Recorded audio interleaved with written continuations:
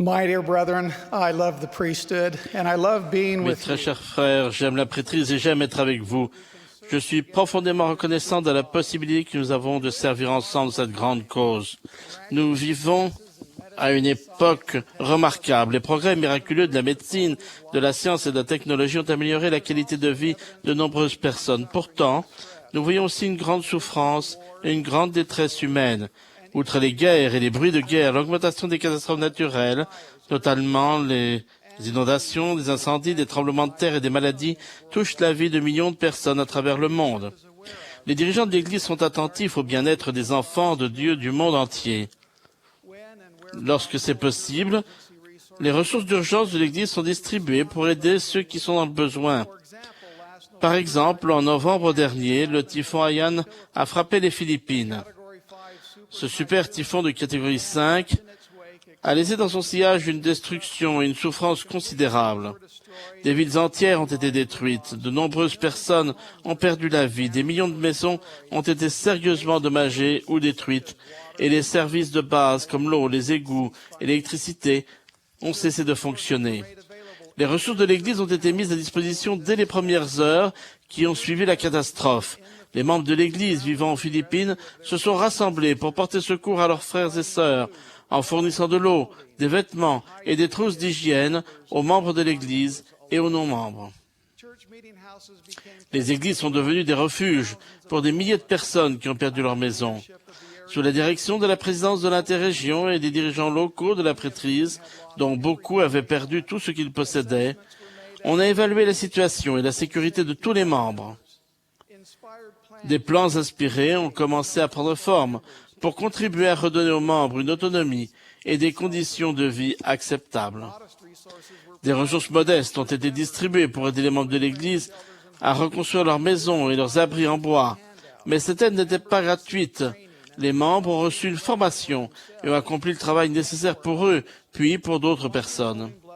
Une des bénédictions qui en ont découlé est que les membres, ayant acquis des compétences en charpente, en plomberie et dans d'autres secteurs du bâtiment, ont pu trouver des offres d'emploi importantes dans les villes et les villages voisins qui se reconstruisaient.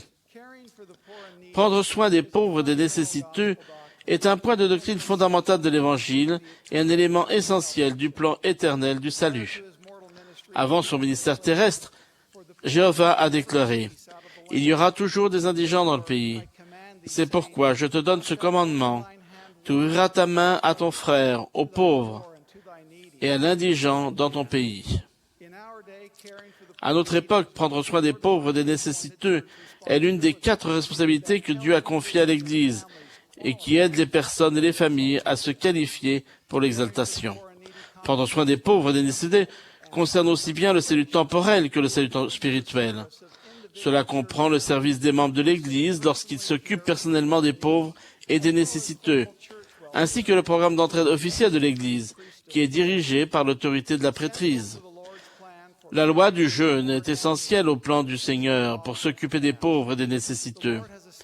Le Seigneur a instauré la loi du jeûne et des offrandes de jeûne pour bénir son peuple et pour lui donner un moyen d'aider les personnes dans le besoin.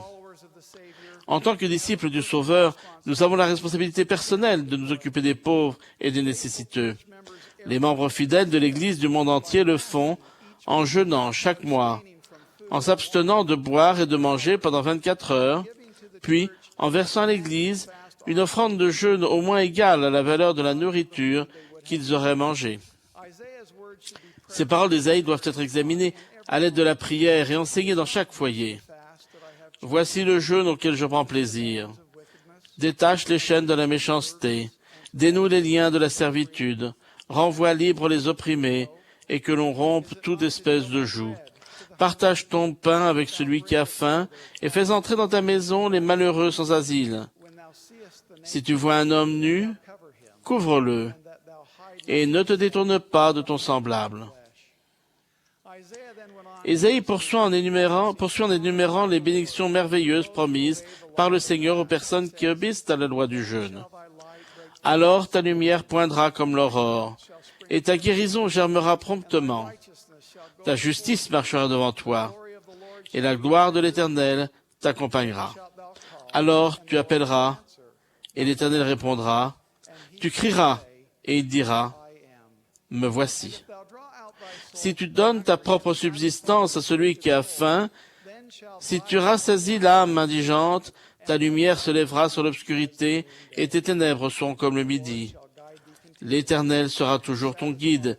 Il rassasiera ton âme dans les lieux arides. Harold Billy a dit de cette écriture, ces bénédictions merveilleuses qui découlent du jeûne ont été précisées au cours de chaque dispensation.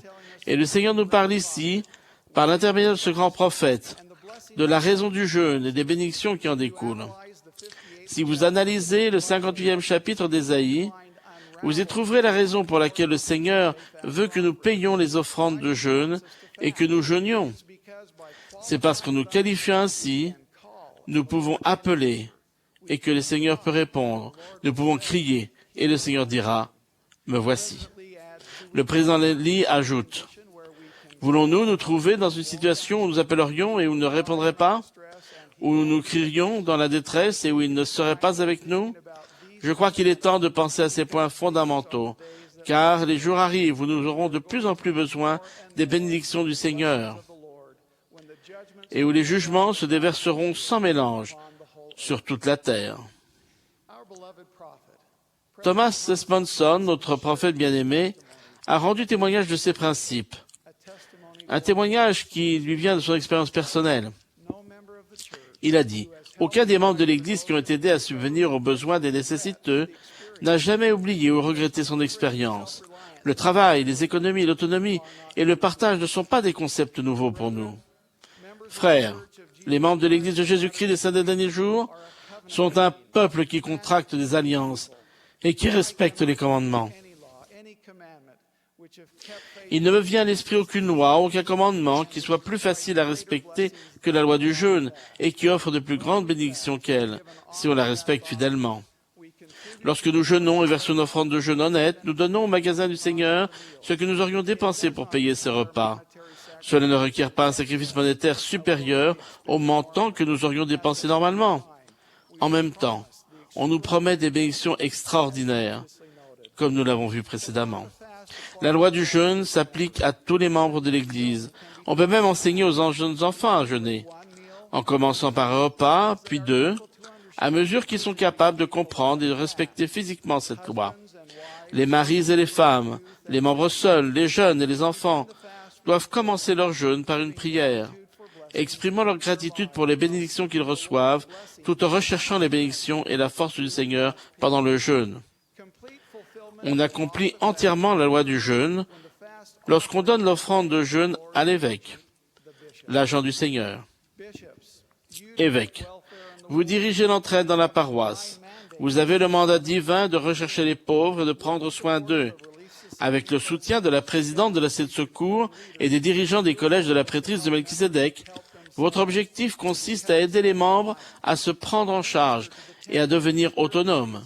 Vous subvenez aux besoins spirituels et temporels des membres en utilisant sagement les offrandes de jeûne comme soutien temporaire et comme complément des ressources fournies par la famille élargie et la collectivité. Si vous exercez l'activité de la prêtrise en vous aidant de la prière et faites preuve de discernement en aidant les pauvres et les nécessiteux, vous comprendrez que la bonne utilisation des offrandes de jeûne est destinée à subvenir aux besoins vitaux, non à maintenir un train de vie. Président des collèges de la prêtrise d'Aaron, vous détenez des clés et avez le pouvoir d'administrer les ordonnances extérieures. Vous travaillez avec l'évêque et enseignez aux membres du collège leurs devoirs dans la prêtrise. Puis, vous les guidez dans la recherche des membres de l'Église pour leur donner l'occasion de participer au jeûne. Lorsque vous, détenteurs de la prêtrise d'Aaron, magnifiez votre appel dans la prêtrise et donnez cette occasion à tous les membres de l'Église, vous facilitez souvent l'accès aux bénédictions promises du jeûne aux personnes qui peuvent en avoir le plus besoin. Vous verrez que l'esprit de cette œuvre de s'occuper des pauvres et des nécessiteux a le pouvoir d'adoucir les cœurs qui autrement seraient endurcis et est une bénédiction dans la vie des membres qui ne vont peut-être pas souvent à l'Église.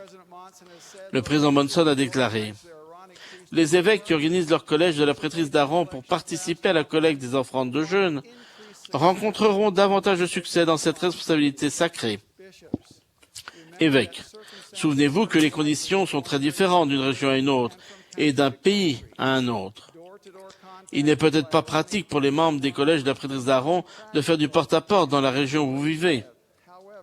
Cependant, nous vous recommandons de réfléchir, en vous aidant de la prière, au conseil du prophète, et de rechercher l'inspiration pour trouver des moyens appropriés pour permettre aux détenteurs de la prêtrise d'Aaron de votre paroisse de magnifier leur appel dans la prêtrise en participant à la collecte des offrandes de jeûne.